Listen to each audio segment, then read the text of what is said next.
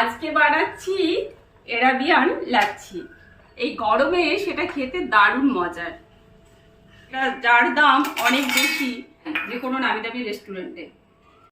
যেহেতু আমি 2 glass Arabian lassi তৈরি করব, তার জন্য কতগুলো আইস কিউব, 7-8টা খেজুর, কতগুলো কিশমিশ, 2টো কাঁঠালি কলা, পরিমাণ মতো টক দই আর কিছুটা নিয়ে নিলাম মিল্ক পাউডার। আর মিষ্টির জন্য আমি এখানে মধু দিয়ে মিক্সিং জারে ব্লেন্ড করে নিলাম। ব্যাস, এবার মিক্সিং বলে ঢেলে নিলাম।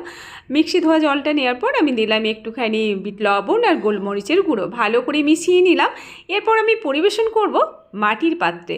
আহা, যেটা দেখলে আমাদের চোখে কিন্তু অনেকটা তৃপ্তি দেয়, এবং খাবারটা যদি আমরা পরিবেশন সুন্দরভাবে করি না, তাহলে খাবারের স্বাদও কিন্তু অনেক গুণ বেড়ে যায়, তাই না?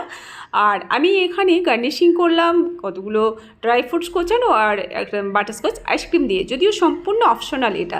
তো তোমরাই বলো কেমন লাগলো দেখতে। দেখে নিশ্চয়ই মনে হচ্ছে এটা অনেক বেশি টেস্টি হবে, তাই না? মন প্রাণ জুড়িয়ে যাবে। Arabian lassi ready. জাস্ট ফাটাফাটি। প্রত্যেকে বাড়িতে একদিন বানিয়ে খেয়ে জানিও তোমাদের আজকের রেসিপি কেমন লাগবে।